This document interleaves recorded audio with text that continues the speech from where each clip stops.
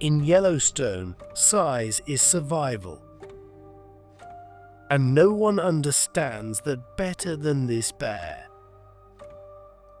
They call him Big Red, a massive, battle-scarred grizzly who rules the east side like a monarch with no rivals. Here, he's not just another bear. He's a legend, a survivor, a king who takes what he wants and keeps it. When Big Red found this elk carcass, it wasn't luck. It was dominance. 10 days he owned it, eating, sleeping, guarding. No wolf, no bear, not even the ravens dared to challenge him. He left only when he decided it was time. In The Choice, we explore the big questions: boundaries, survival, the future of wild places. But sometimes, it's the small moments that reveal the most. This is Behind the Wild, a closer look at the bears who've captured our hearts. Bears like Big Red.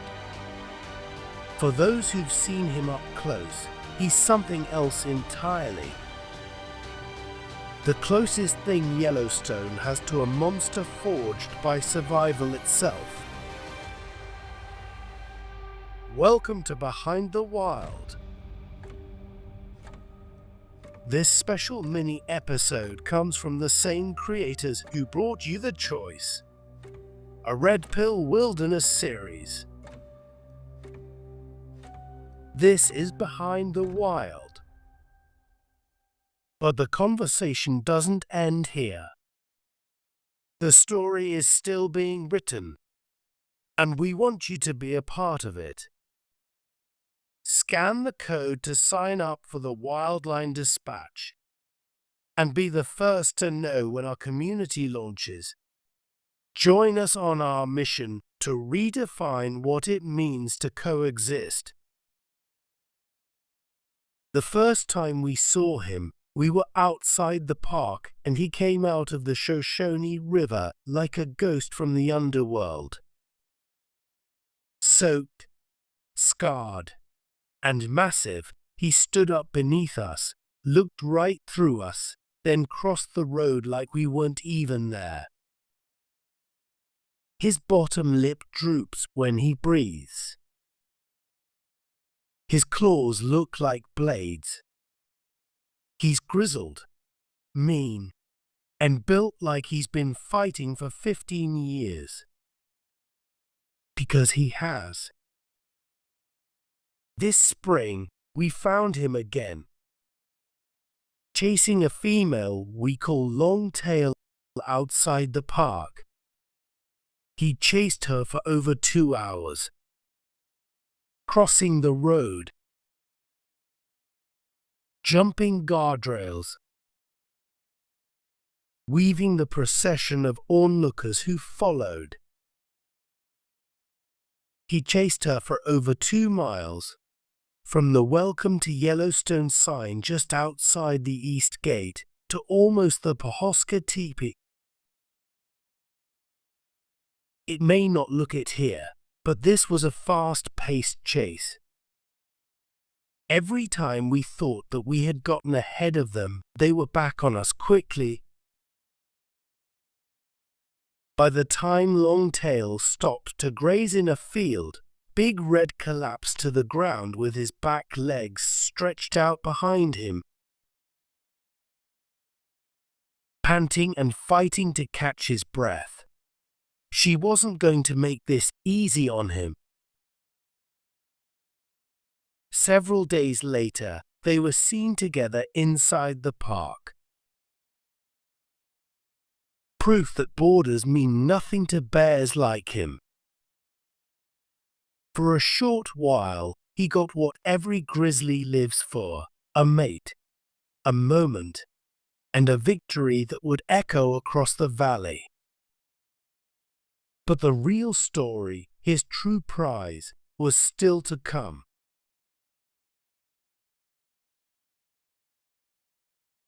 It started with a tragedy. A massive 6-point bull elk wandered too close to the pond, desperate for a drink, and never made it back out. The mud took him. The park rangers put him down, and then the wild took over. 3 days later, 2 female grizzlies, Snow and Jam, found the carcass. They fed quickly, nervous, stealing what they could before leaving. By dawn the next morning, Big Red arrived. The king had come to claim his throne. He didn't feed. Not yet. He just stood over the kill, head low, muscles tight, as if daring anyone to try. For hours, he guarded it, unmoving, while the valley held its breath.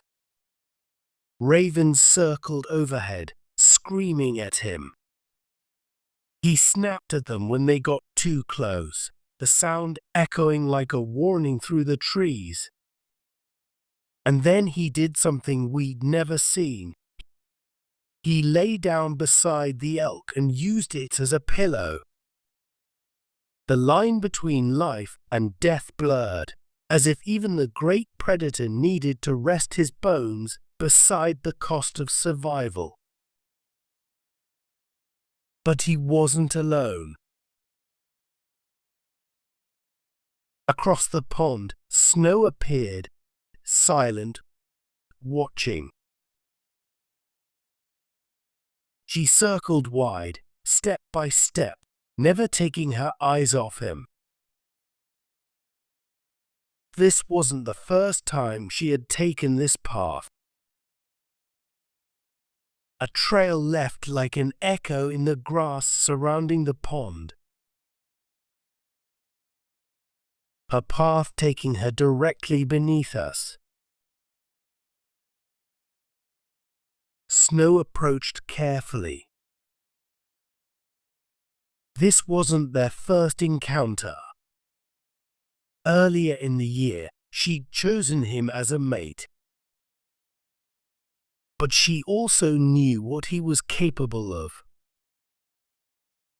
Trust, in the world of bears, ends the moment food is involved.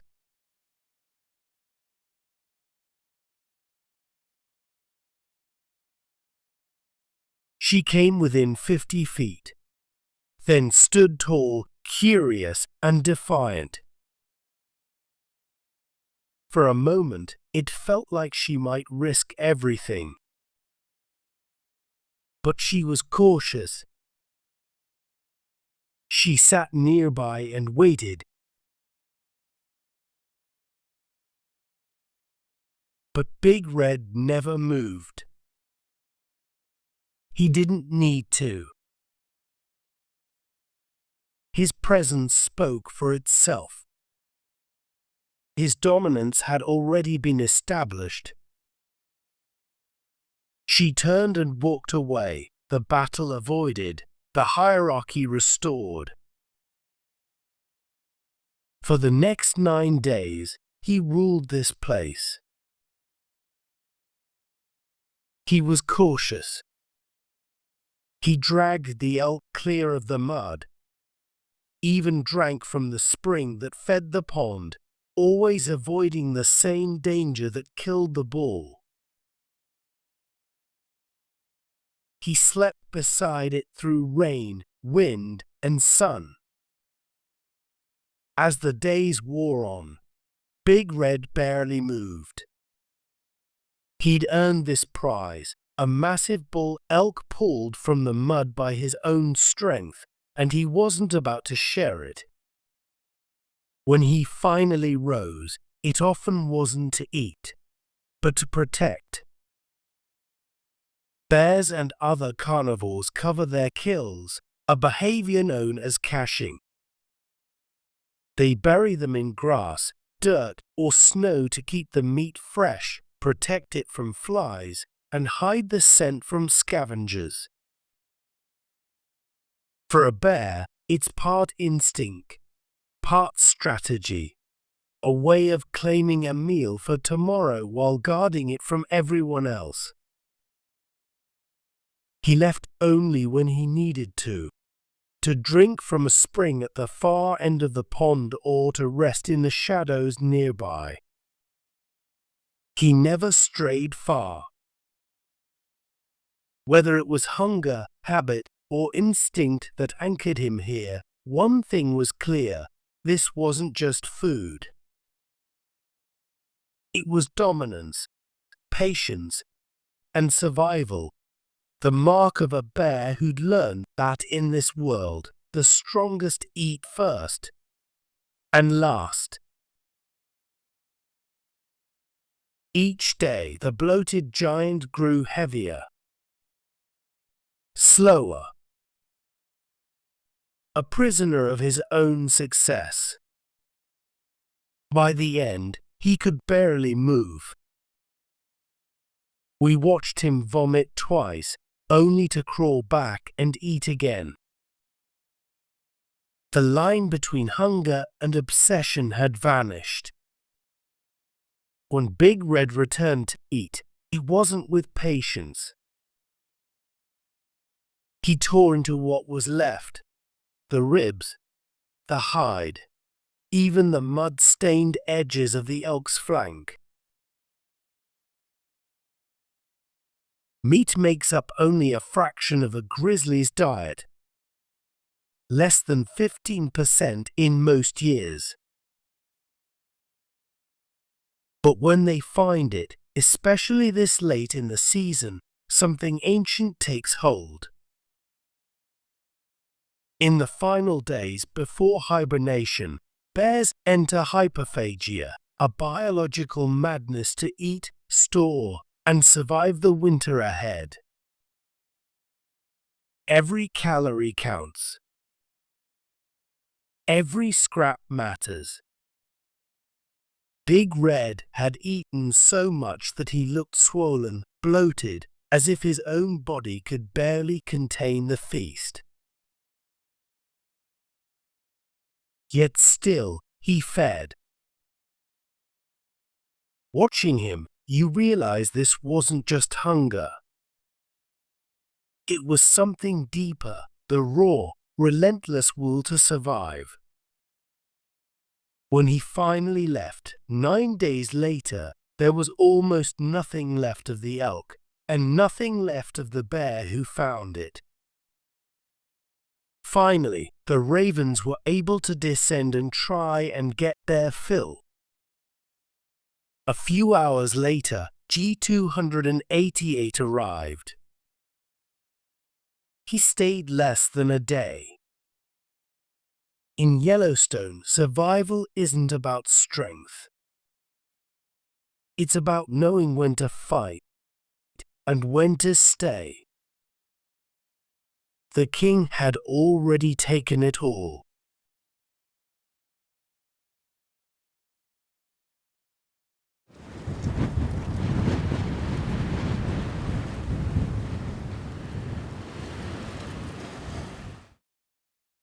That encounter wouldn't be their last.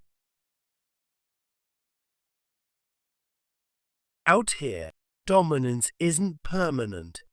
It's seasonal. The same hunger that drives them apart keeps pulling them back together. A month later, the stage shifted. A bison, heavy and old, had died in the long grass near the lake.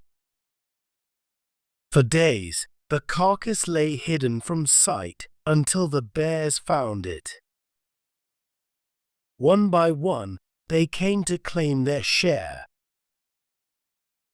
G288 was one of the first, feeding for hours, heavy with confidence. But in Yellowstone, comfort is always temporary. Above him, a massive figure crested the ridge. Big Red. He came charging down the hillside, part speed, mostly gravity. And before he was halfway down, G288 was already running for safety. Once again, Big Red had claimed his prize. The two bears, bound by hunger, rivalry, and fate, circling the same carcass again. And G288, accepting defeat, settled on a nearby slope, close enough to watch, but far enough to survive. The carcass now his, Big Red tore into it, mounting his find like a prize. The bulk he'd gained from the elk carcass was still visible, but meat is rare in a grizzly's diet, and instinct doesn't forgive opportunity. With hibernation closing in, every bite mattered.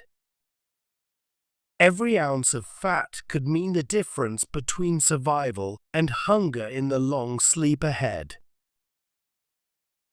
He shifted the massive head, still attached, as if it weighed nothing. That kind of power doesn't need to be proven, it simply exists. He worked the carcass with an almost casual brutality, muscles rippling, claws ripping through what was left. But something felt different this time. He wasn't at ease. He'd stop mid-bite, lift his head, and test the air, half curiosity, half warning. His threat wasn't coming from the timberline behind him. It was from the eyes in front. The crowd, the hum of engines, the quiet pressure of being watched. For a bear like Big Red, dominance isn't just about strength. It's about control.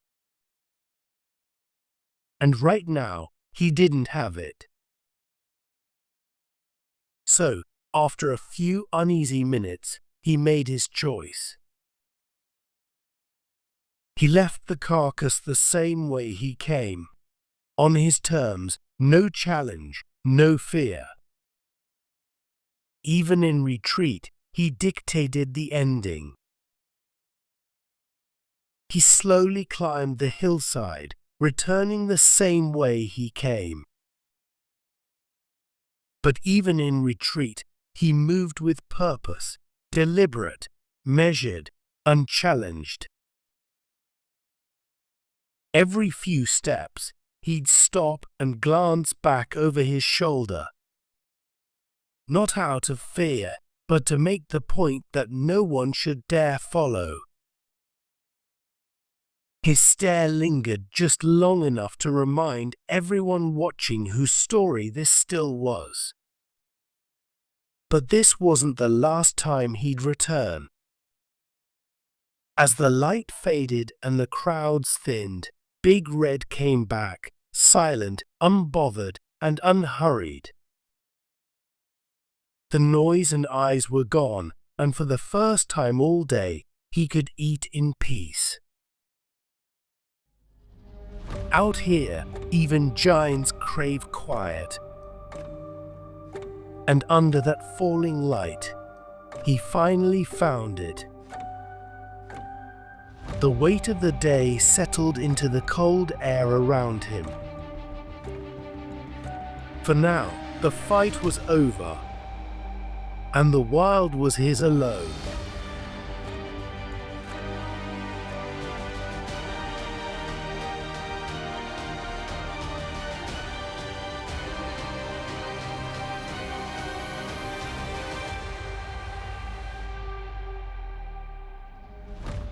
This is Behind the Wild.